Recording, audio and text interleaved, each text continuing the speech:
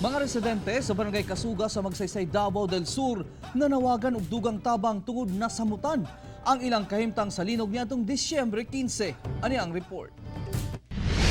Karong umaabot nga Kapaskuhan, mao na siguro ang pinakapait nga sa ulugon sa mga residente sa Barangay Kasuga tungod sa nahitabong linog. Lagi na guba ni mayo, lagi di na masudlan yan, liki na sulod. Wala pa gani nakalingkawa sa tulo ka linog niadtong Oktubre. Natiwasan na pud sila sa ikaupat nga kusog nga pagtayog. Labing makaluluoy, mao mga bata tungod sa tromang naagian.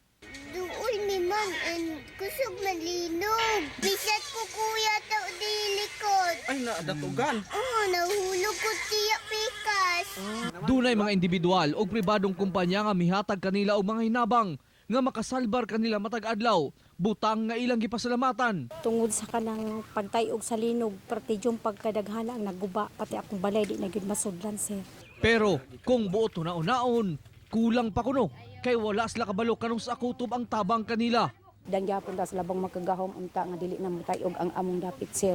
Luyosan na sinating dilubyo sa ulugon gyapon kuno nila ang Kapaskuhan uban sa ilang tibok banay. Ako si Real Soroche para sa One Mindanao.